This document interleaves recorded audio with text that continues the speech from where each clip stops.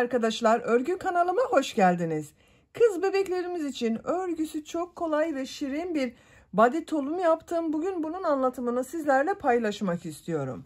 Çok şirin, bakın ben bu renk ile yaptım arkadaşlar. Siz farklı renkleri kullanarak bu body tulumu yapabilirsiniz. Örgüye yakadan zincir yaparak başlıyoruz. Yapacak olduğunuz bebeğin büyüklüğüne göre daha fazla sayıda zincir ile başlayabilirsiniz.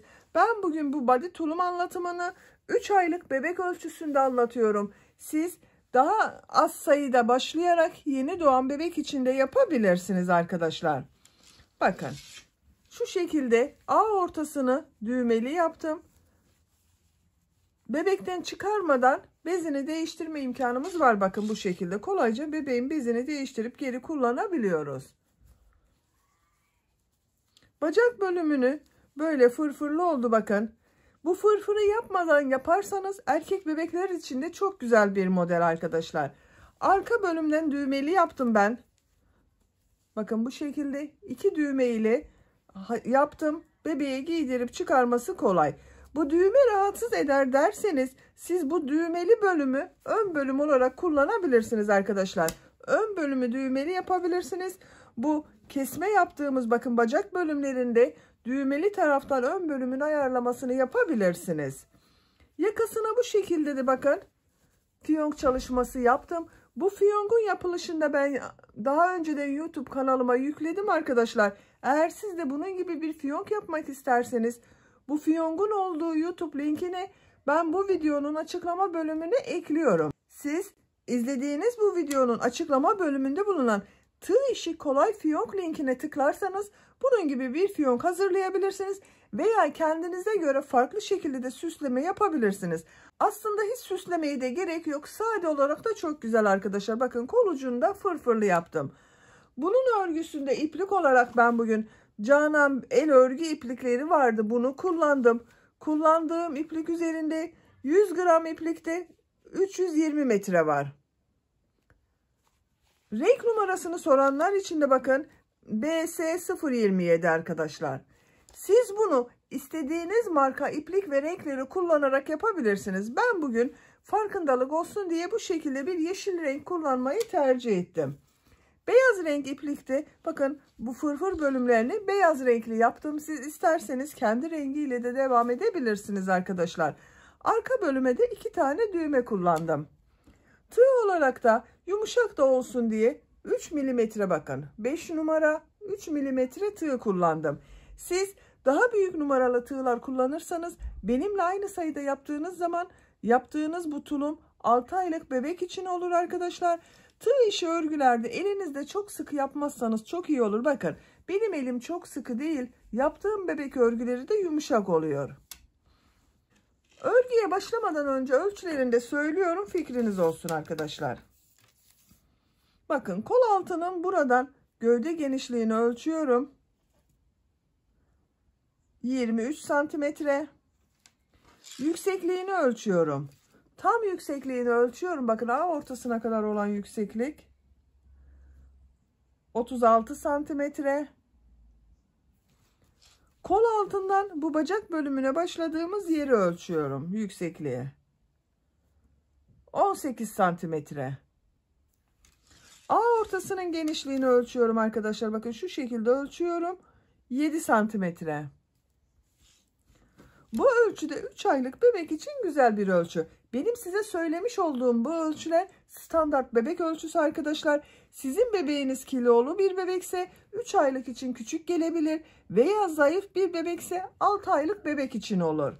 Hazırsanız ipliği tığı hazırlayalım. Hep birlikte bugünkü örgümüze başlayalım. Örgü kanalıma abone değilseniz abone olmayı unutmayın lütfen.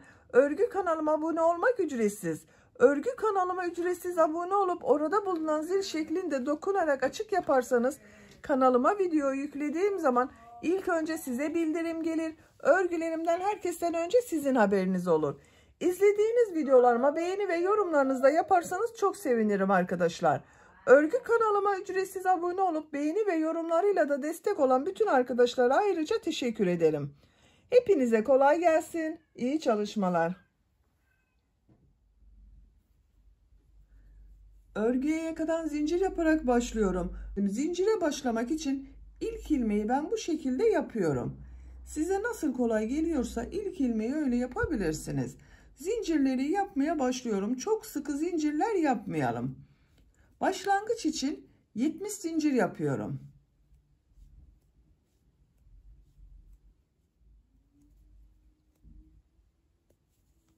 ...70 zinciri yaptım.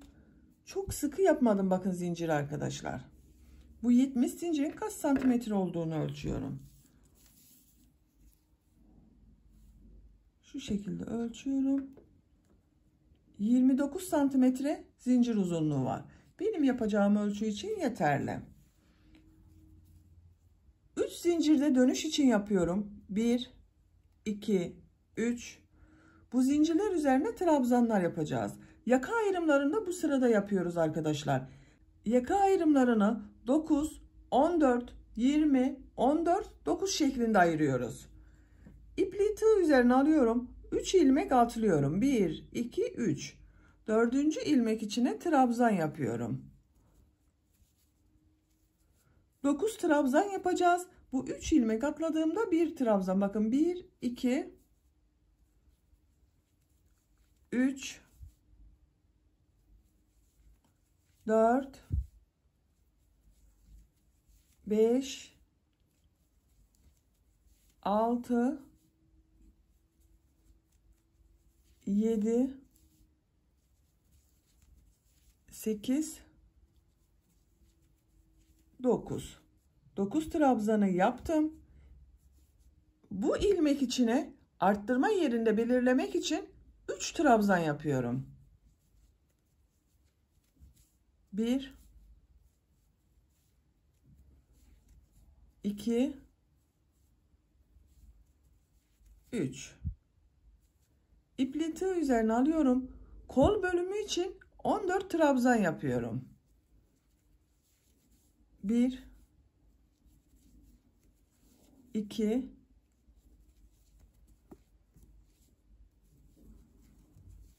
3, 4, 5, 6, 7, 8, 9, 10, 11, 12, 13, 14. Kol bölümü için 14 trabzanı yapın. Bakın bu 3 trabzandan sonra bir ilmeğe 3 trabzan yaptım. Bundan sonra 14 trabzan yaptım. Takip eden ilmek içine 3 trabzan yapıyorum. Burayı arttırma trabzanları olarak yapıyoruz arkadaşlar. Bakın 3 trabzanı yaptım. 20 trabzan yapıyorum takip eden ilmekler içerisine. Bakın her ilmeğe bir trabzan yapıyorum. 1, 2, 3, 4,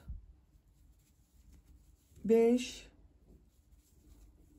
6, 7, 8,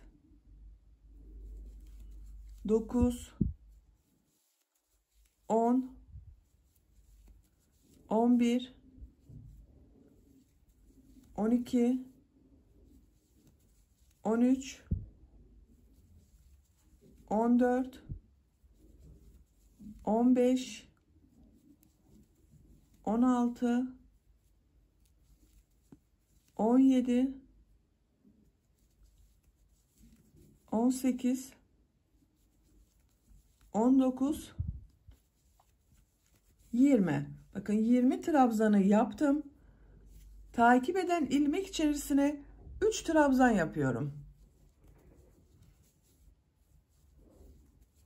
Arttırmalar için 3'er trabzan yapıyoruz arkadaşlar aynı ilmek içine.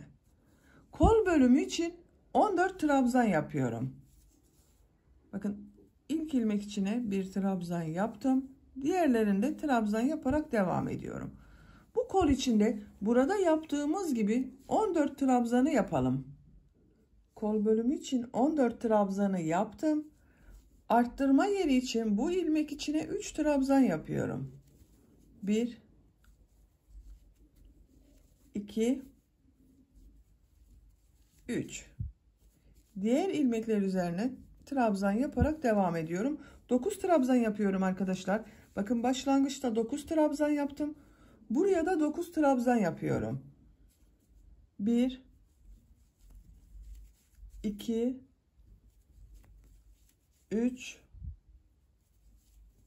4 5 6 7 8 9. 9 trabzanı yaptım. Böylece yaka ayrımlarını yapmış olduk arkadaşlar.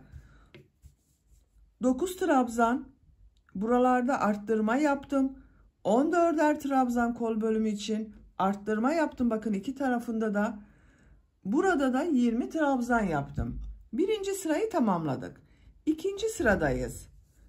İkinci sırada da bu arttırma yerinde 3 trabzan yaptığımız bu trabzanların ortada bulunan ilmek üzerine bakın, bu ilmeğe 3 trabzan yapacağız. Bir zincir yapıyorum, örgüyü çeviriyorum. İlk ilmek içine bir trabzan yapıyorum. Diğer ilmekleri de trabzan yaparak devam ediyorum.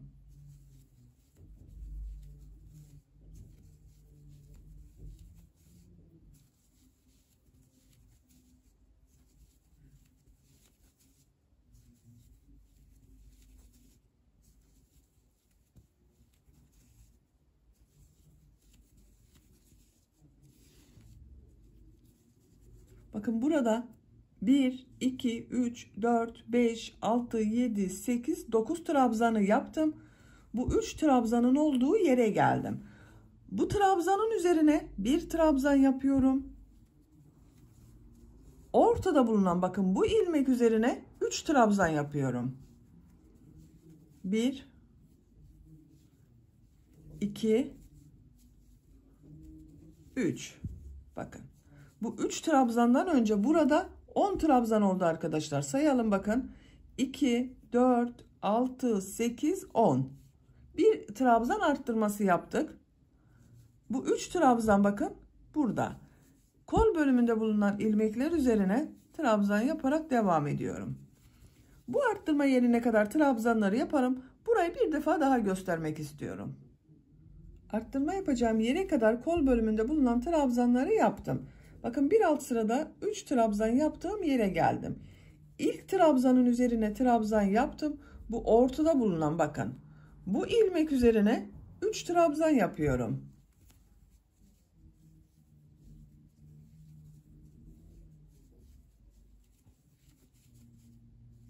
Bir sonraki sırada da bu yaptığım 3 trabzanın bu ortada bulunan ilmek üzerine trabzan yapacağız arkadaşlar.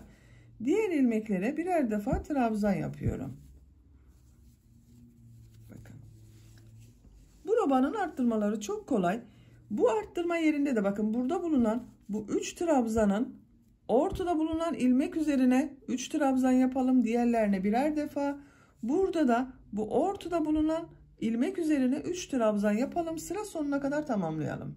Sıra sonuna kadar tamamladım. Sıra sonunda bir ilmek kaldı. Burayı size göstermek istiyorum arkadaşlar. Bir alt sırada trabzan sırasına başlarken 3 ilmek atlayarak bir trabzan yapmıştım. Bakın bunun bu son zincirin üzerine bakın, burada bulunan zincir üzerine trabzan yapıyorum. Görüntüsü bakın bu şekilde oldu. Bakalım arkadaşlar. İkinci sırada arttırmaları yapmaya devam ettik. Bu 3 trabzan yaptığım yerlerde ortada bulunan ilmek üzerine 3'er trabzan yaptık bakın. Görüntüsü bu şekilde robanın. Üçüncü sıradayız.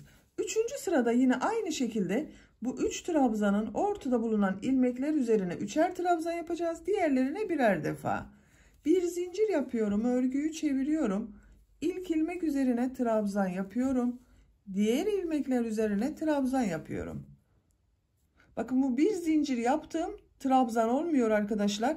İlk ilmek içerisine bir trabzan yapıyorum, o trabzan.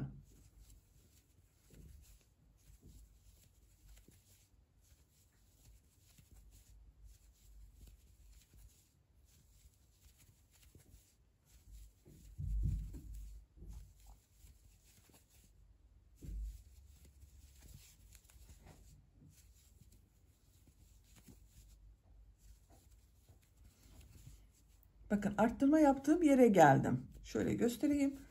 Bakın bir alt sırada 3 trabzan yaptım bir ilmeğe. İlk ilmek içerisine bir trabzan yaptım. Ortada bulunan ilmek içine 3 trabzan yapıyorum. 1 2 3. Bakın ortada bulunan ilmek içine 3 trabzan yaptım. Diğer ilmeklere birer defa yapıyorum. Bakın arttırma yeri anlaşılmıştır arkadaşlar. Bu şekilde devam edelim. Burada bakın bu 3 trabzanın ortada bulunan ilmeğe, bunun ortada bulunan ilmek üzerine ve bu 3 trabzanın ortada bulunan ilmek üzerine 3'er defa trabzan yapalım. Diğerlerine birer defa trabzan yapalım. Sıra sonuna kadar tamamlayalım. Sıra sonuna kadar tamamladım. Görüntü olarak böyle oldu bakın arkadaşlar. Bu arttırma yerlerinde bakın ortada bulunan ilmekler üzerine 3 trabzan yaptım.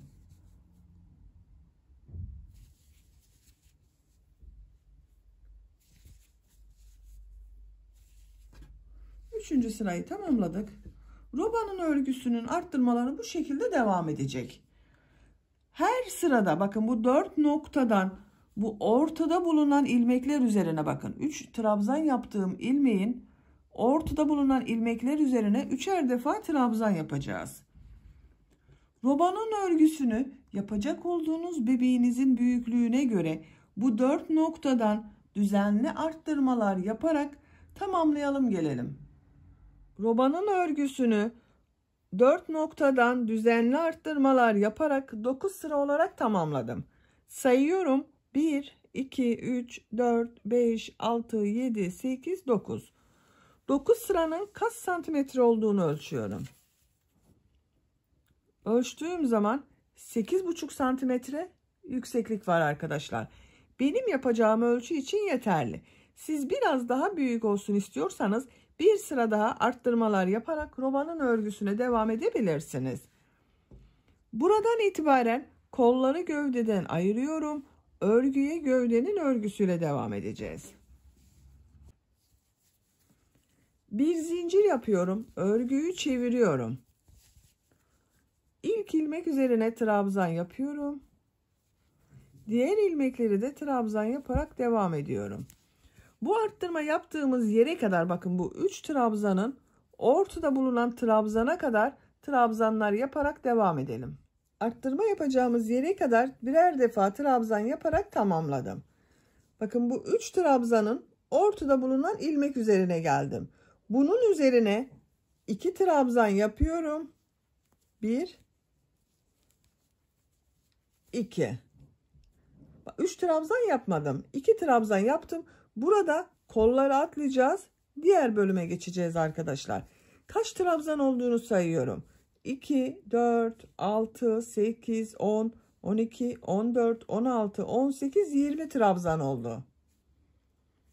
Bir zincir yapıyorum. Tığ üzerine iplik alıyorum. Bu kol bölümünde bulunan bütün ilmekleri atlıyorum.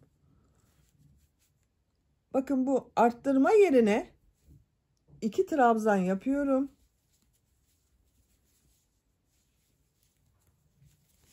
Bakın ön ve arka bölümü birleştirdik. Kol altı bu şekilde oldu. Diğer ilmeklere birer defa trabzan yaparak devam ediyorum.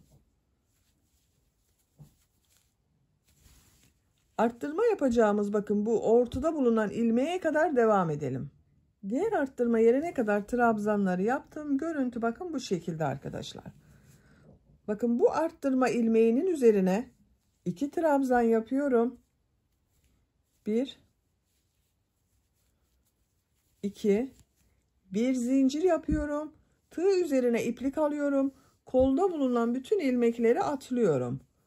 Bakın buraya, bu arttırma ilmeğinin üzerine 2 trabzan yapıyorum. 1 2. Bakın kol altını buraya yaptık. Ön ve arka bölümü birleştirdik. Diğer ilmeklere birer defa trabzan yapıyorum. Sıra sonuna kadar devam edelim. Trabzanları sıra sonuna kadar tamamladım. İpliği burada kesiyorum arkadaşlar.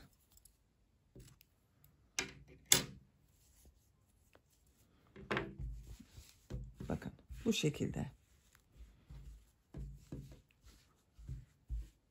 İpliği kestim. Burada bu düğme için bu arka bölüme patlar yapacağız arkadaşlar. Onun için ipliği kestim ben burada. Burayı birleştireceğiz. Buradan itibaren gövde bölümünü tek parça şeklinde örüyoruz.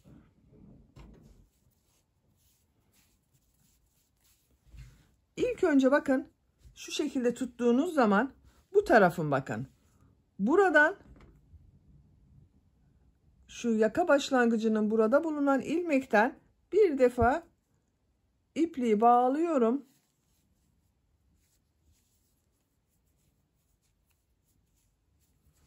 Buradan bir ilmek yapıyorum. Bir zincir yaptım. Sık iğne yapıyorum. Sık iğne sırası yapıyoruz bakın. Her trabzan sırasına 2 sık iğne yapıyorum. 1 2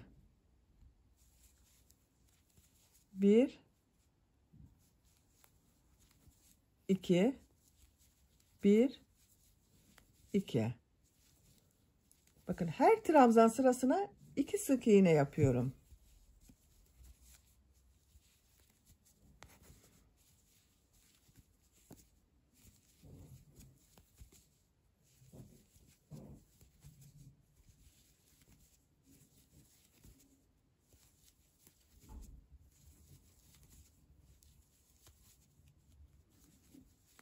Bu son ilmek üzerine de bir sık iğne yapıyorum. Bakın bir sıra sık iğne yaptım buraya. Bir zincir yapıyorum. Örgüyü çeviriyorum. İlk ilmek üzerine sık iğne yapıyorum. Diğer ilmeklerde sık iğne yapıyorum. Sıra sonuna kadar devam edelim. Sıra sonuna kadar sık iğneyi yaptım. 2 sıra sık iğne oldu burada. İpliği tekrar kesiyorum.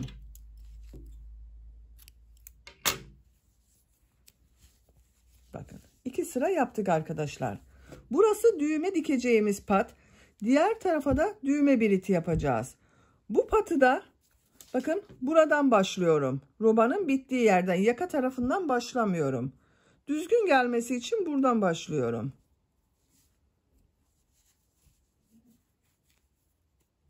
Yine bir defa iplik bağlıyorum. İlmek yapıyorum. Sık iğne yapıyorum. Yine her trabzan sırasına 2 sık iğne yapıyorum. Buraya kadar devam edelim. Diğer tarafta da burada başladım. Yaka başlangıcına kadar bakın sık iğneyi yaptım. İkinci sıradayız. İkinci sırada buraya düğme ilikleri yapacağız arkadaşlar. Bir buraya, bir buraya, 2 düğme iliği yapıyorum. Bir zincir yapıyorum. Örgüyü çeviriyorum. İlk ilmek üzerine sık iğne yapıyorum. Düğme iliği için 2 zincir yapıyorum.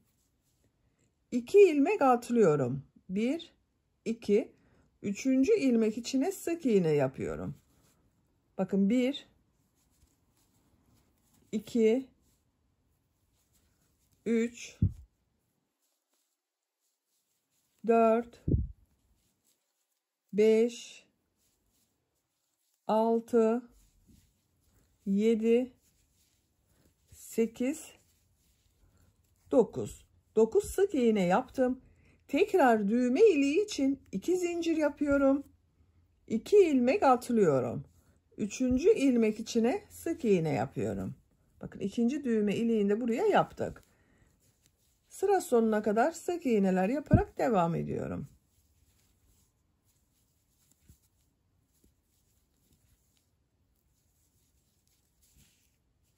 Bir zincir yapıyorum. Örgüyü çeviriyorum. Bakın bir düğme iliğini buraya yaptık. Bir diğer düğme iliğini buraya yaptık. İlk ilmek üzerine sık iğne yapıyorum. Diğer ilmekleri de sık iğne yaparak devam ediyorum.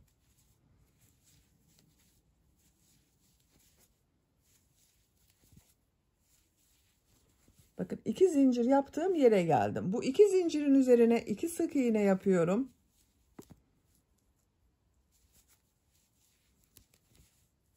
Diğer ilmekler üzerine birer defa sık iğne yapıyorum.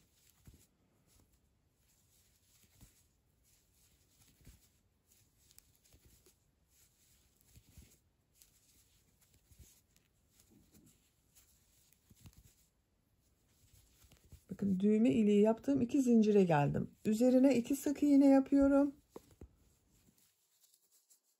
Burada bir sık iğne yapmıştım. Üzerine bir sık iğne yapıyorum. Bakın düğme biriti yapacağımız yeri de yaptım arkadaşlar.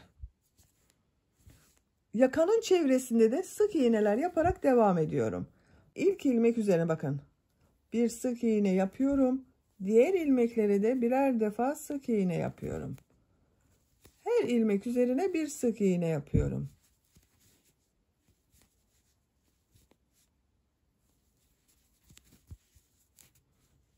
Yakanın çevresinde sık iğneler yaparak buraya kadar devam edelim. Yakanın çevresinde de sık iğneleri yaptım.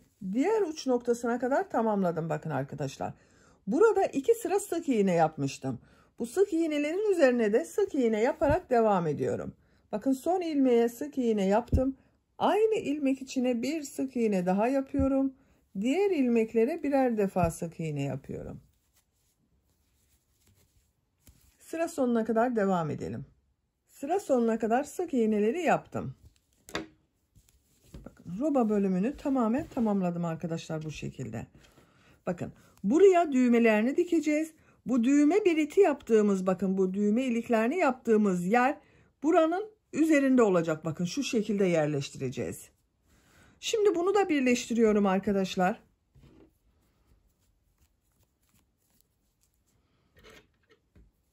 Bakın. Şuradan sayıyorum. Bakın 1, 2, 3 ilmek atlıyorum. Bu ilmeğe tığ taktım. İlmeğin ucunu içinden çekiyorum. Bir zincir yaptım. Sağlamlaştırdım. Bu ilmeğe sık iğne yapıyorum. Karşıdan da ilmeği alıyorum. Sık iğne yapıyorum. 1, 2, bakın son ilmek. Karşıdan da bu ilmeği aldım. Sık iğne yaptım. Bakın 2 bölümü birleştirdik sık iğne ile.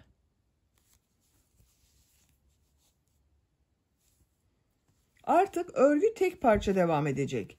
Diğer ilmeklere birer defa sık iğne yapıyorum. Her ilmek üzerine bir sık iğne yapıyorum. Sık iğneler yaparak devam edelim. Bakın kol altında da bir zincir yaptım. Onun üzerine de bir sık iğne yapıyoruz. Bu başladığımız yere kadar sık iğneye başladığımız yere kadar tamamlayalım. Sıra sonuna kadar sık iğneyi tamamladım. Son ilmek ile burada yaptığım bakın ilk ilmeği ilmek kaydırma yaparak sırayı birleştiriyorum. Bakın arkadaşlar robanın çevresinde bir sıra sık iğne yaptık. Buradan itibaren model bölümüne başlıyoruz. Model bölümü bir sıra model yapıyoruz, bir sıra sık iğne yapıyoruz. Sık iğneyi örgünün düz tarafından yapıyorum. Model bölümünü örgünün ters tarafından yerleştiriyoruz arkadaşlar. Popcorn modellerinin kabarık durması için örgünün ters tarafından model yerleştirmesi yapıyoruz. Bakın kol altının görüntüsü de böyle. 2 zincir yapıyorum. Örgüyü çeviriyorum. Modeli bakın bu şekilde yapıyorum popcorn modelini. Bu ilk gördüğüm ilmek üzerine trabzan yapıyor gibi tığ taktım. İlmek aldım. Bir defa ilmek alıyorum. 2 ilmekten çıkardım. İkinciyi çıkarmıyorum. Bekletiyorum. Tekrar tığ üzerine iplik alıyorum. İlmekten ilmek çektim. Tığ üzerinde bakın 4 ilmek var. İlmek alıyorum. 2 ilmekten çıkardım. Tekrar tığ üzerine iplik doluyorum. İlmek alıyorum. Çektim. Tığ üzerinde bakın 2, 4, 5 ilmek var. 2 ilmekten çıkardım. 4 ilmek var. Hepsinin içinden bir defa da çekiyorum. Bakın popcorn modelini yaptım. Bir zincir yapıyorum. Tığ üzerine iplik alıyorum. Bakın örgünün ters tarafındayım. Bir ilmek atlıyorum. İkinci ilmek içerisine popcorn modeli yapıyorum. Bakın yavaş gösteriyorum. Uzatıyorum. 2 ilmeği çıkardım. Diğerini çıkarmıyorum, bekletiyorum. Tekrar tığ üzerine iplik doluyorum. İlmek aldım. İlmek alıyorum. 2 ilmekten çıkardım. Diğerini bekletiyorum. Tekrar tığ üzerine iplik alıyorum. Bakın 3. trabzan yapıyor gibi yapıyorum. 2 ilmekten çıkardım. Tığ üzerinde 4 ilmek var. 3 trabzan yapıyor gibi yaptım bakın burada. Hepsinin içinden bir defa da çekiyorum. Bir zincir yapıyorum. Tığ üzerine iplik alıyorum. Bir ilmek atlıyorum. İkinci ilmek içine popcorn modeli yapıyorum. 1 2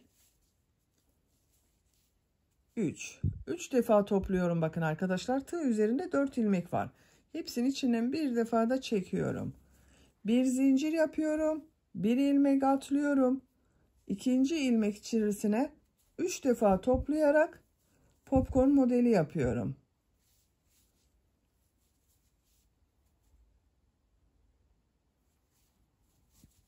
Bakın düz tarafının görüntüsü böyle. Bakın bu taraf kabarık görünüyor.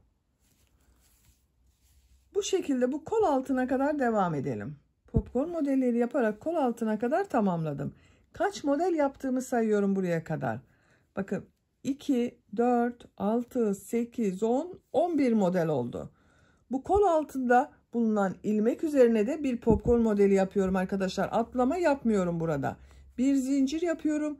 İlmek atlaması yapmadan gördüğüm ilk ilmek üzerine bir popcorn modeli yapıyorum.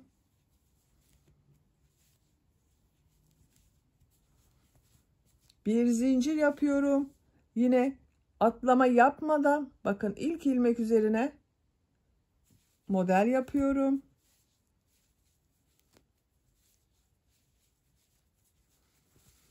Bakın burada arttırma yapıyor gibi oldu arkadaşlar. Görüntü olarak böyle. Atlama yapmadım. Bakın kol altında ilmek atlama yapmadan modelleri yaptım.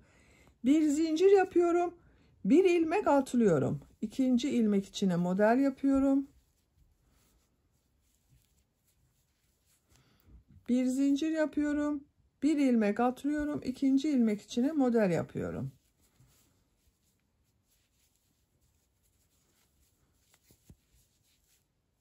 Kol altının görüntüsü böyle arkadaşlar.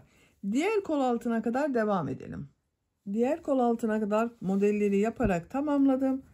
Burada yine ilmek atlama yapmadan model yapıyorum. Bir zincir yapıyorum. Bakın ilk ilmek üzerine modeli yapıyorum. Arada atlama yapmıyorum. Bir zincir yapıyorum. Atlama yapmadan model yapıyorum.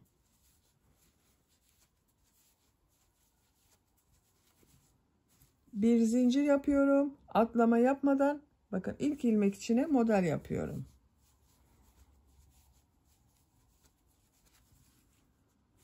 Bir zincir yapıyorum. Bir ilmek atlıyorum. İkinci ilmek içine model yapıyorum. Bir zincir yapıyorum. Bir ilmek atlıyorum. İkinci ilmek içine model yapıyorum. Sıra sonuna kadar devam edelim. Modelleri yaparak sıra sonuna kadar tamamladım. Bir zincir yapıyorum. Bakın son modelden sonra son yaptığım modeli ilk yaptığım bu model ile ilmek kaydırma yaparak birleştiriyorum. Bakın şu ilmeğe tığ takıyorum. İlmek aldım, çektim. Sırayı birleştirdik. Bakın model sırasında yaptım arkadaşlar. Bir sıraya kaç model yaptığımı sayıyorum. Bakın buradan itibaren 2, 4, 6, 8, 10, 12, 14, 16, 18, 20, 22, 24, 26, 28, 30, 32, 34, 36, 38, 40, 42, 44, 46 model var. Bir sırada 46 model var. Şimdi sık iğne sırasındayız. Sık iğne sırasını düz taraftan yapıyorum. Bakın örgünün ters tarafından modelleri yaptık. Bir zincir yapıyorum. Örgüyü çeviriyorum. Sık iğneleri bu model üzerinde bulunan ilmekler var bakın arkadaşlar. Her model üzerinde bir ilmek var. O ilmeklere yapıyoruz. Bu modelin üzerinde bulunan ilmek içine 2 sık iğne yapıyorum. 1 2. Model üzerinde bulunan ilmek içine 2 sık iğne yapıyorum. 1 2. Çok sıkı yapmayalım arkadaşlar örgüyü. Çok sıkı yaptığınız zaman tığ işi örgüler güzel olmuyor. Bakın bu modelin üzerinde bulunan bakın şöyle bir ilmek var. 2 sık iğne yapıyorum. 2 sık iğne yapıyorum.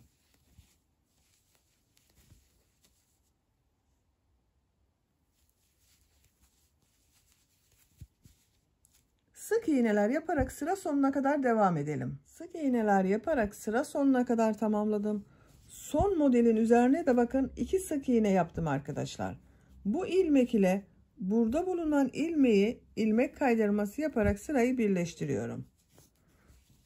Bakın bu sırada da örgünün düz tarafından bir sıra sık iğne yaptım. Şimdi tekrar model sırasındayız. 2 zincir yapıyorum. Örgüyü çeviriyorum. Burada bu modeller üzerine yine modeller yapacağız ama model üzerine denk gelmesine dikkat edelim arkadaşlar. Bakın şu ilmek içine model yapacağız. Şu ilmek içine model yapacağız. Arada yine birer ilmek atlıyoruz. Örgüyü çeviriyorum. Bu ilk ilmek içerisine bakın. Birleştirme yaptığım bu ilmek içine popcorn modeli yapıyorum. 1 2 3 çıkardım. Bir zincir yapıyorum. Bir ilmek atlıyorum. İkinci ilmek içine popcorn modeli yapıyorum. 1 2 3 bir zincir yapıyorum. Bir ilmek atlıyorum. Bakın tam bu modelin üzerine gelen ilmek içine model yapıyorum. 1 2 3 bir zincir yapıyorum. Bir ilmek atlıyorum. İkinci ilmek içine model yapıyorum. Bir zincir yapıyorum. Modele devam ediyorum. Bakın şöyle düz tarafını çevirdiğiniz zaman modelin üzerine denk geliyor. Buna dikkat ederseniz örgünün görüntüsü daha düzgün olur arkadaşlar. Sıra sonuna kadar modelleri yaparak devam edelim. Modelleri sıra sonuna kadar yaptım. Sıra sonundaki modeli ilk yaptığım model ile birleştiriyorum. Bir zincir yapıyorum. Bakın bu modelin üzerinde bulunan ilmeğe tığ takıyorum. İlmek kaydırma yaparak sırayı birleştirdim. Bakın arkadaşlar. Modeller model üzerine denk geldi. Bakın ona dikkat edelim. Örgünün düzgün görünebilmesi için model sırasının birbirini takip etmesi gerekiyor. Şimdi sık iğne sırasındayız. Bir zincir yapıyorum. Örgüyü çeviriyorum. Bakın bu birleştirme yaptığım bu ilmeğe modelin üzerinde bulunan ilmek üzerine 2 sık iğne yapıyorum. 1 2 diğer model üzerinde bulunan ilmeğe 2 sık iğne yapıyorum. 1 2 bakın model üzerinde bulunan ilmeklere sık iğne yapıyoruz. Bu boşluklara değil. 1 2 1 2 sık iğneler yaparak sıra sonuna kadar devam edelim. Sıra sonunda model yerleştirmesini tekrar birlikte yapmak istiyorum arkadaşlar. Modeli başlama sırasında belki şaşıran arkadaşlar olabilir. Onun için model başlama sırasını tekrar göstermek istiyorum. Sıra sonuna kadar sık iğneleri yaptım. Son modelin üzerine de 2 sık iğne yaptım. Son sık iğne ile sıra başında yaptığım bakın bu model üzerine 2 sık iğne yaptım. İlk ilmek ile ilmek kaydırma yaparak sırayı birleştiriyorum. Görüntüsü böyle arkadaşlar bakın. Hiç birleştirme yaptığımız yerler belli olmuyor. Model sırasındayız. Model yapmak için 2 zincir yapıyorum. Örgüyü çeviriyorum. Modelin model üzerine denk gelebilmesi için bakın bu birleştirme yaptığım sık iğneyi birleştirme yaptığım 2 zincir yaptığım bu ilk ilmek içine model yapıyorum.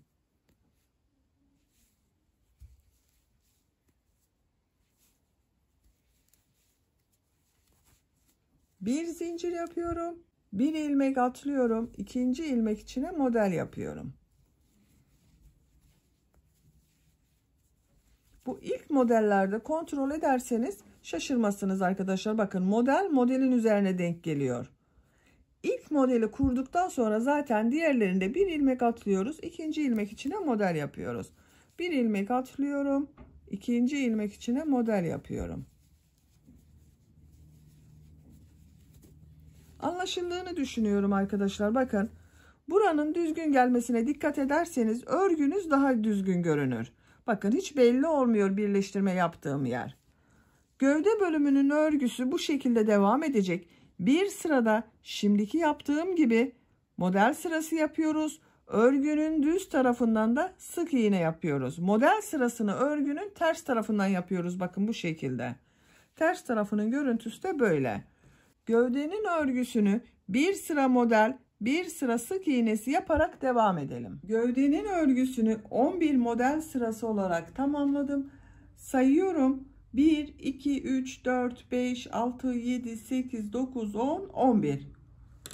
Kaç santimetre olduğunu da ölçüyorum. Şöyle bakın arkadaşlar, kol altından ölçüyorum. 18 santimetre yükseklik var. Benim yapacağım ölçü için yeterli. Ben bugün 3 aylık bebek için yapıyorum. Bu yükseklikte yaptım. Siz farklı ölçülerde yapıyorsanız bebeğinizin bir kıyafetini ölçerek yaparsanız iyi olacaktır. Bakın. 3 aylık bebek ölçüsünde bir giysi. Bunu ölçü olarak kullanıyorum arkadaşlar. Bakın. Gördüğünüz gibi tam oldu. Buraya kadar ördüm. Buradan itibaren bakın bu ön bölümü ve arka bölümü ayrı ayrı öreceğiz. Ortasında birleştireceğiz. En son sırada model sırasını yaptım. Sık iğne sırasını yapmadım. İpliği burada kesiyorum.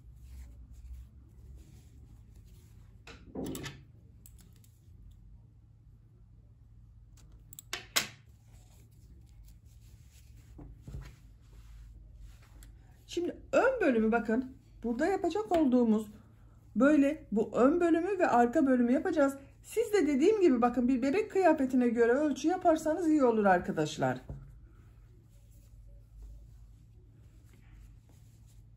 Arka ortaya bir işaret yapıyorum. Bakın. Buna bir işaret yaptım. Burası arka orta. Kaç model olduğunu sayıyorum. Bakın işaretten sonra 2, 4, 6, 8, 10, 12, 14, 16, 18, 20, 22, 24, 26, 28, 30, 32, 34, 36, 38, 40, 42, 44, 46 model var. Bakın bununla birlikte 46 model var. İlk önce arka bölümleri işaretleyelim. Arka bölüm için 9 model sayıyorum. Bakın bu işaretten sonra 2, 4, 6, 8, 9. 9'uncuya bir işaret takıyorum. Bu taraftan da sayıyorum. 2, 4, 6, 8, 9. 9'uncuya işaret yaptım. Bacak bölümünde kalacak modelleri sayıyorum. 1, 2, 3, 4, 5, 6 model. 7.'ye işaret yapıyorum. Bu 7. olan ön bölüm için olacak arkadaşlar. Diğer taraftan da sayalım. Bakın. Bu arka bölüm için burayı ayarladık. Sayıyorum bakın. 2, 4, 6, 8, 10, 12, 14, 16, 18, 19 model var arka bölüm için. Buradan sonra sayıyorum bak. 2, 4, 6, 7.'ye ön bölüm için işaret yapıyorum. Bakın bu yeşil ile yaptıklarım ön bölüm için olacak. Kaç model olduğunu sayıyorum bak. 2, 4, 6, 8, 10, 12, 14, 15 model ön bölüm için yaptık.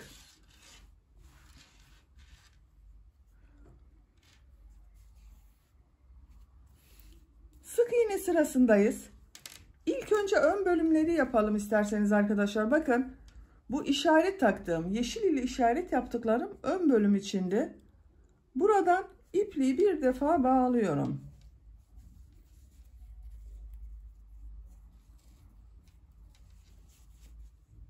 Bu ilmek üzerine ilmek yapıyorum. Bir zincir yaptım. Bir sık iğne yapıyorum. Bakın bu model üzerine 2 sık iğne yapıyorduk. Burada bir eksiltme yapmak için bir sık iğne yaptım. Diğer model ortasına 2 sık iğne yapıyorum. Devam ediyorum. Bakın model üzerinde bulunan ilmeklere 2 sık iğne yapıyorum.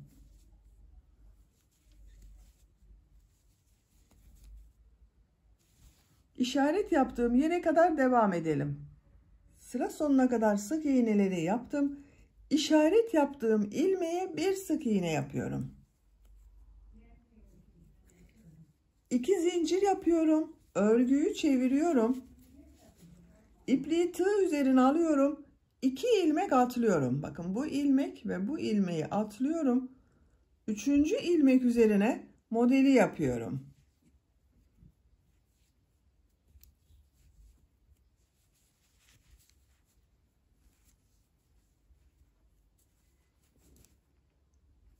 Bir zincir yapıyorum. İpliği tığ üzerine alıyorum. Bir ilmek atlıyorum. 2. ilmek üzerine model yapıyorum.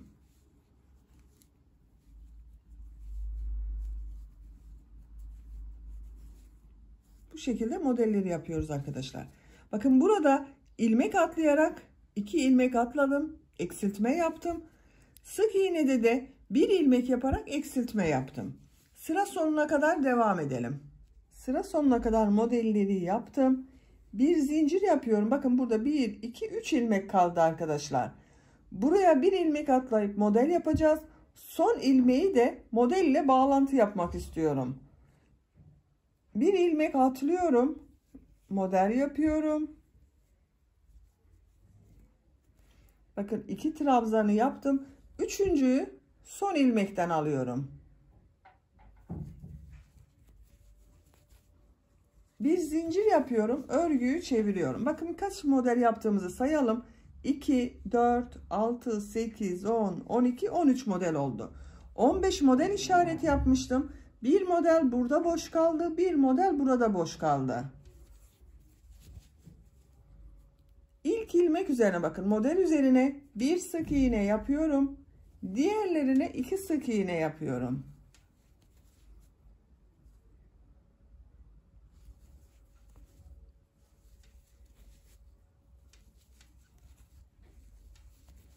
Sıra sonuna kadar devam edelim. Model üzerinde bulunan ilmeklere sık iğne yaparak sıra sonuna kadar tamamladım. Bu model üzerine bak 2 sık iğne yaptım. Son modelin üzerine bir sık iğne yapıyorum. Bakın arkadaşlar. Görüntüsü böyle. 2 zincir yapıyorum. Örgüyü çeviriyorum. 1, 2 ilmeği atlıyorum. Bu ilmek içine model yapıyorum.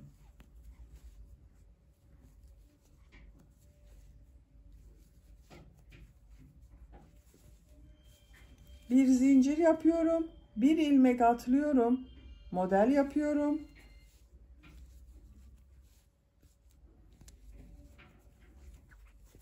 Bir zincir yapıyorum. Bir ilmek atlıyorum. Model yapıyorum.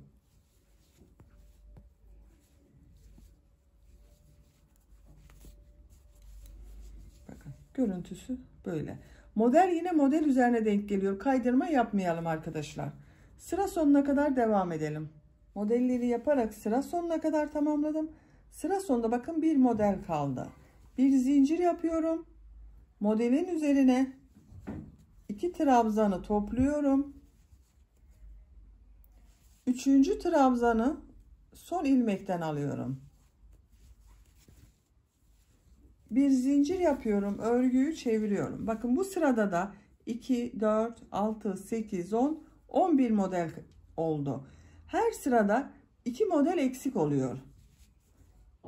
İlk ilmek üzerine sık iğne yapıyorum. Bir sık iğne yaptım. Diğer ilmekler bakın üzerine 2 sık iğne yapıyorum.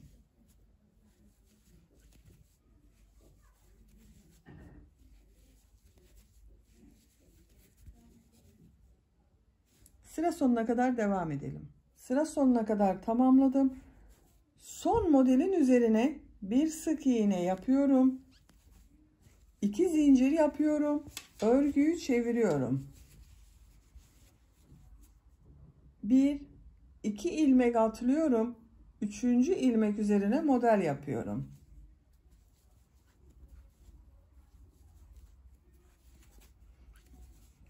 Bir ilmek atlıyorum. 2. ilmek üzerine model yapıyorum. Bir zincir yapıyorum, devam ediyorum. Bakın modelleri kaydırma yapmıyorum arkadaşlar. Üzerine denk geliyor. Sıra sonuna kadar devam edelim. Sıra sonuna kadar modeli yaptım. Bakın son modeli tekrar gösteriyorum arkadaşlar. Bir ilmek atlıyorum. Bu modelin üzerine 2 trabzanı topluyorum. Üçüncüyü son ilmekten alıyorum.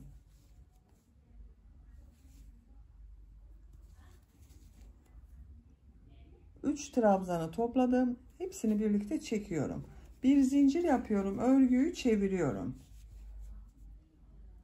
Bir sık iğne yapıyorum. Diğer ilmeklere bakın 2 sık iğne yapıyorum.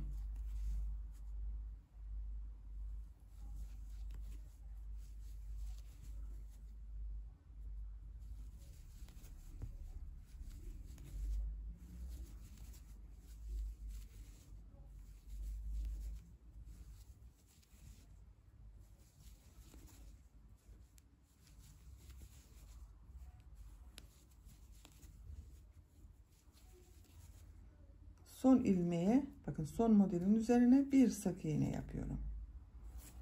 Bakın bu şekilde.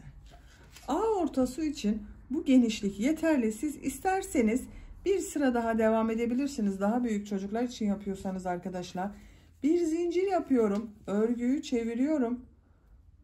Bakın bu ikinci ilmek içine sık iğne yapıyorum. Burada da bir kesme yapıyorum.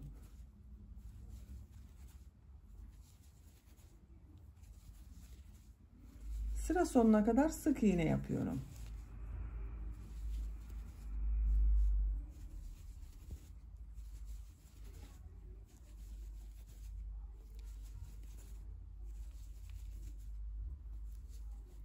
Sıra sonunda bakın 2 ilmeği birlikte alıyorum. Sık iğne yapıyorum. Bir zincir yapıyorum. İlk ilmek üzerine sık iğne yapıyorum. Diğer ilmekleri de sık iğne yapıyorum.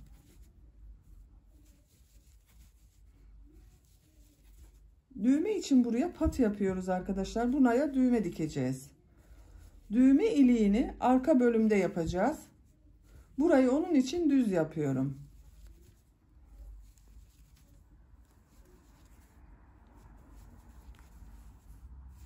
Bakın bu şekilde. Bir zincir yapıyorum. Bir sıra daha yapalım. Küçük olmasın.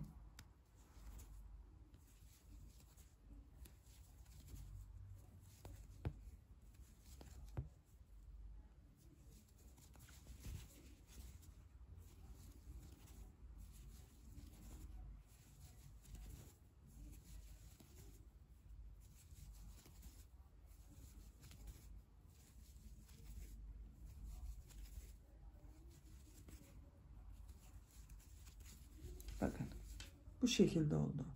İpliği burada kesiyorum.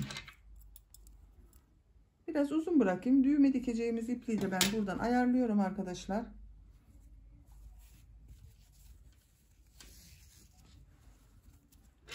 Bakın şöyle bakalım.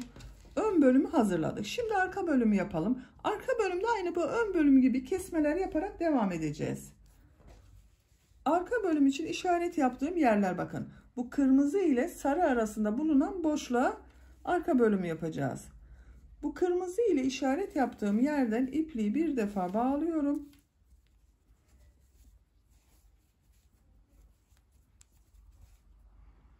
Buradan bir ilmek yapıyorum. Bir zincir yaptım. Aynı ilmeğe sık iğne yapıyorum. Diğer model ortasına bakın, üzerinde bulunan ilmeğe 2 sık iğne yapıyorum. 2 sık iğne yapıyorum. Normal modelimizi yapıyoruz.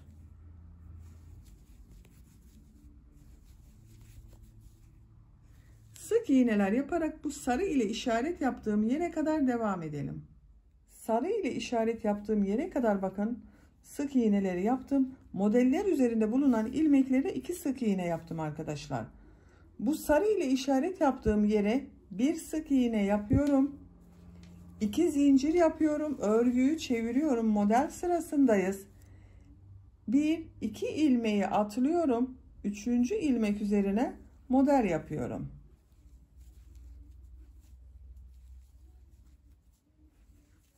Bir zincir yapıyorum. Bakın, bir ilmek atlıyorum. 2. ilmek üzerine model yapıyorum. Bir zincir yapıyorum. Bir ilmek atlıyorum. 2. ilmek üzerine model yapıyorum.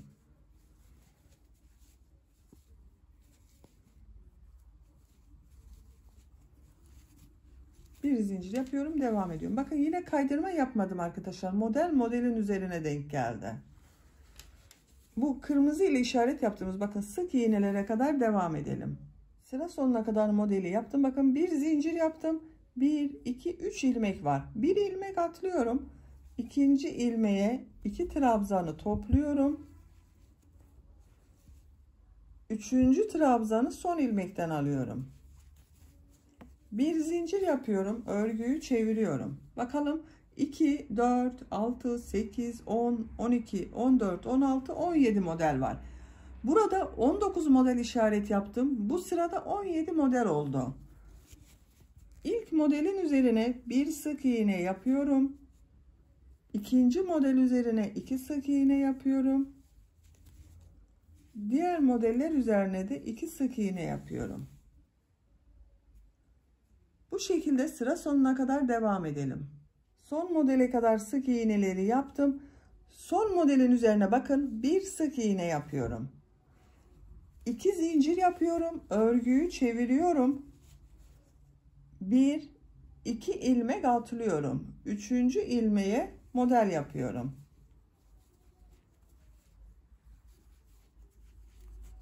Bir zincir yapıyorum. Bir ilmek atlıyorum. 2. ilmeğe model yapıyorum. Bir zincir yapıyorum, devam ediyorum. Modelleri yaparak sıra sonuna kadar devam edelim. Modelleri yaparak sıra sonuna kadar tamamladım. Burada bakın, bir model kaldı arkadaşlar. Bir zincir yapıyorum. Bir ilmek atlıyorum. Bu model üzerine model yapacağız. 2 trabzanı topluyorum. 3. trabzanı son ilmekten alıyorum. Buranın düzgün görünmesi için böyle yapıyoruz. Bir zincir yapıyorum. Örgüyü çeviriyorum. Bakın, 2 4 6 8 10 12 14 15 model oldu bu sırada. Her sırada bir burada, bir burada, bir model eksik oluyor. İlk ilmek üzerine sık iğne yapıyorum. Model üzerine 2 sık iğne yapıyorum. 2 sık iğne yapıyorum. 2 sık iğne yapıyorum. Bakın, arka bölümün örgüsü de böyle kenarlardan her sırada eksiltme yaparak devam edecek. Bu arka bölümün örgüsünde ön bölümle aynı sayı kalasıya kadar kesmeler yaparak devam edelim. Arka bölümün örgüsünde de kesmeler yaparak ön bölümde burada kalan sayı kadar tamamladım arkadaşlar. Bakın, ön bölümde 1 2 3 4 5 6 7 8 9 model kaldı. Arka bölümde de 1 2 3 4 5 6 7 8 9 model olasıya kadar kesme yaptım. Şimdi sık iğne sırasındayız. Bu arka bölüme düğme için düğme ilikleri de yapacağız. Bir sıra sık iğne yapalım. Bir zincir yapıyorum. Örgüyü çeviriyorum. İlk ilmek içine bakın, ilk modelin üzerine bir sık iğne yaptım. Bakın, 2 yapmadım. 1 yaptım. Bir kesme yaptım. Diğer model üzerine 2 sık iğne yapıyorum. 2 sık iğne yapıyorum.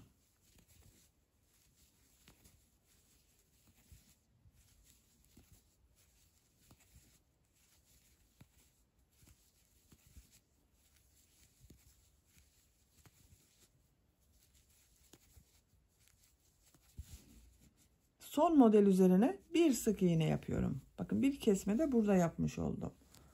Bir zincir yapıyorum, örgüyü çeviriyorum. Bakın bir sıra sık iğne yaptım. Bunun üzerine bir sıra daha sık iğne yapıyorum.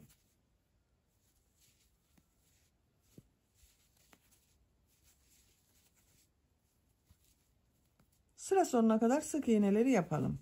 Sıra sonuna kadar sık iğneleri yaptım. Bir zincir yapıyorum, örgüyü çeviriyorum. Burada bulunan sık iğne sayısının arkadaşlar ön bölümde bulunan bu sık iğne ile aynı sayıda olması gerekiyor. Fazlaysa bir kesme daha yaparak bununla eşit yapabilirsiniz. Bakın bunu şu şekilde üst üste getireceğiz. O yüzden eşit olması gerekiyor. Bu sırada düğme için düğme ilikleri yapacağız. 2 ilmek üzerine sık iğne yapıyorum. Bakın 1, 2. Düğme iliği için 2 zincir yapıyorum. 2 ilmek atlıyorum. 3. ilmeğe sık iğne yapıyorum. Sıra sonunda 4 ilmek kalasıya kadar devam ediyorum. Sıra sonunda 1, 2, 3, 4 ilmek kaldı. Düğme iliği için 2 zincir yapıyorum. 2 ilmek atlıyorum. 2 ilmek içine sık iğne yapıyorum. Bakın bu şekilde. 2 düğme iliğini yaptık. Bir zincir yapıyorum. Örgüyü çeviriyorum. Sık iğne sırası yapıyorum. İlk ilmek üzerine sık iğne yapıyorum. İkinci ilmek üzerine sık iğne. Bu 2 zincirin üzerine 2 sık iğne yapıyorum. Diğer ilmeklere birer defa sık iğne yapıyorum. 2 zincir yaptığımız için 2 zincirlerin üzerine 2 sık iğne yapıyorum. Bakın yine 2 zincirin üzerine 2 sık iğne yapıyorum. İlmekler üzerine birer defa. Bakın arkadaşlar. Bu şekilde daha belirgin oldu.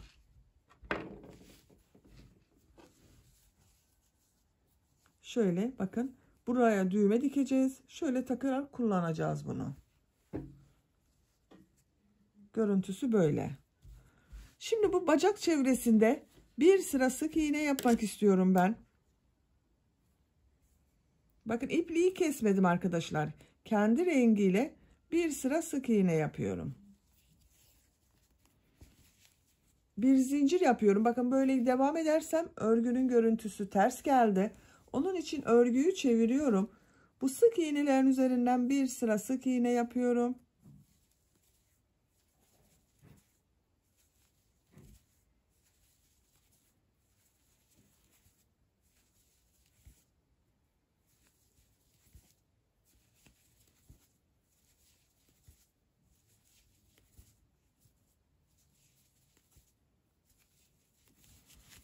Bakın sık iğnelerin son ilmeğin üzerine sık iğne yapıyorum. Bu bacak çevresinde de sık iğneler yaparak devam ediyorum.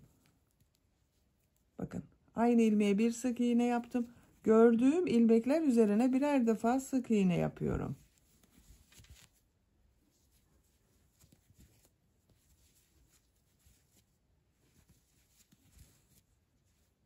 Bakın bu trabzan sıralarına 2 sık iğne yaparsanız daha düzgün denk geliyor. Bakın 1, 2, sık iğne sırasına 1 sık iğne yapıyorum. Trabzan sırasına 2 sık iğne yapıyorum. Sık iğneler yaparak devam edelim. Diğer ön patta da bakın burada da sık iğneler yaparım. Başladığımız yere kadar devam edelim arkadaşlar. Başladığım yere kadar sık iğneyi yaptım. İpliği burada kesiyorum arkadaşlar.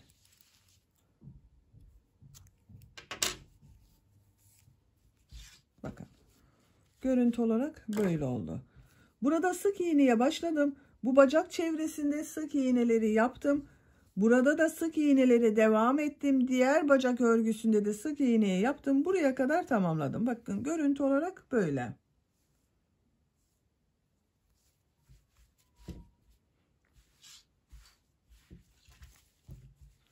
Arka görüntüsü de bakın bu şekilde.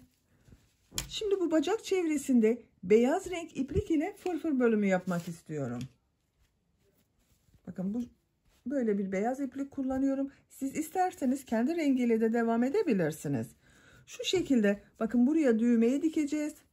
Burası böyle görünecek. Şuradan başlıyorum. Bakın düğme patı yaptığım bu ilmekten ipliği bir defa bağlıyorum.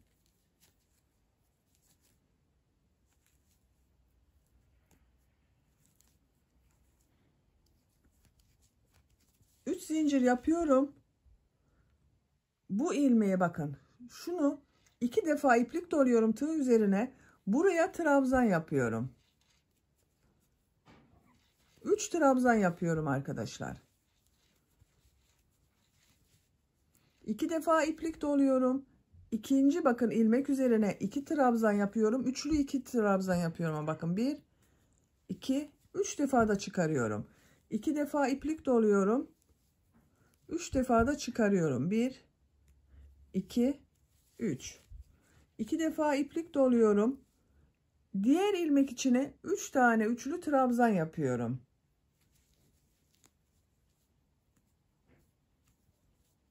İki defa iplik doluyorum.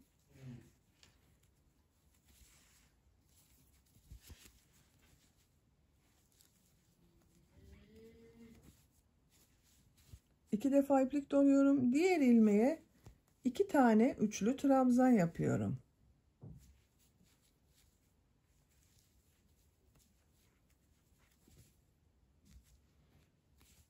Bu ilmeğe 3 tane üçlü trabzan yapıyorum.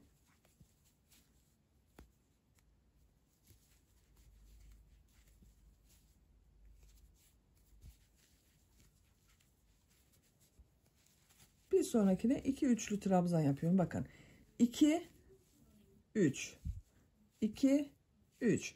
Bu şekilde bir ilmeğe 2, bir ilmeğe 3 trabzan yaparak buraya kadar devam edelim. Bakın bu patı yaptığımız bu ilmeğe kadar devam edelim. Diğer bacak örgüsünde de aynı şekilde bakın buradan başlayalım. Bir ilmeğe 2, bir ilmeğe 3 trabzan yaparak buraya kadar devam edelim. Her iki bacak örgüsüne trabzanlardan oluşan fırfır bölümünü yaparak tamamlayalım. Her iki bacak çevresinde fırfır bölümlerini yaparak ben tamamladım. Bakın arkadaşlar. Diğer bacak örgüsünde tamamladım. Bu orta bölümde yaptığımız bakın düğme iliklerinin tam karşısına gelen yere sık iğne yaptığımız yere 2 tane de düğme diktim.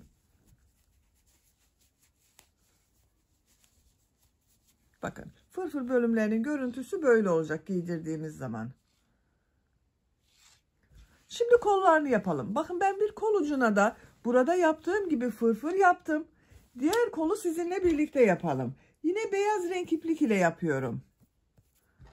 Kol altından başlıyorum. Kol altında bulunan bu ilmekten ipliği bir defa bağlıyorum.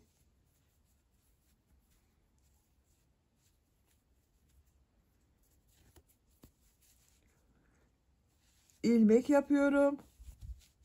2 defa iplik doluyorum.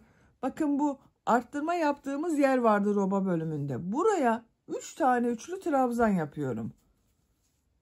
1, 2, 3. 2 defa iplik doluyorum. Üçlü trabzan yapıyorum.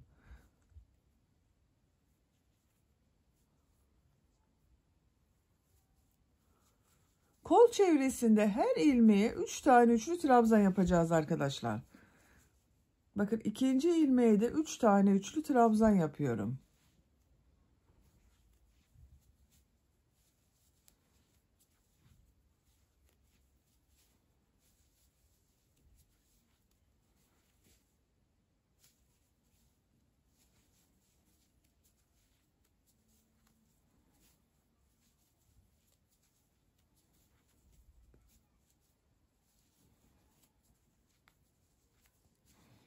Bu şekilde.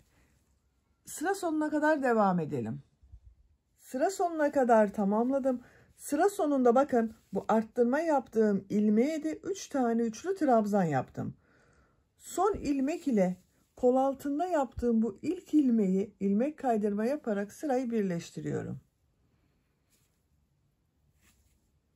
Bakın burayı birleştirdik arkadaşlar. İpliği kesiyorum.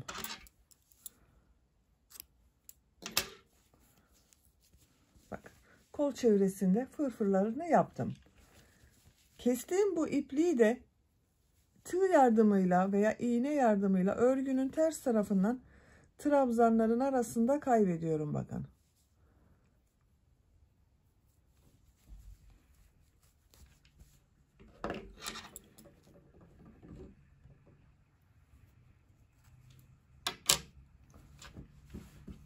Bakın çok güzel oldu.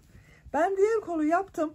Siz de diğer kolu, bu kolu başladığımız gibi başlayıp aynı şekilde her ilmeğe üçer tane üçlü trabzan yaparak tamamlayabilirsiniz. Bakın. Arka bölüme bu şekilde 2 tane de düğme diktim ben. Düğme iliği yaptığım yerlerin tam karşısına gelen yere düğmelerini diktim.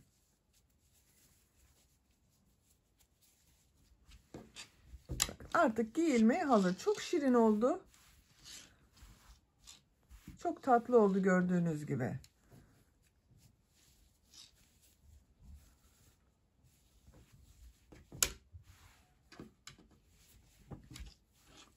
Bitmiş olarak size ölçülerini söylüyorum.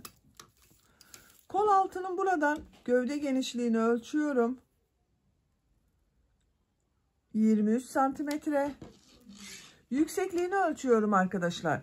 Kol altından bu bacak bölümünü başladığımız yere kadar olan yükseklik 18 santimetre. Omuzdan itibaren A ortasına kadar olan yüksekliği ölçüyorum. 36 santimetre.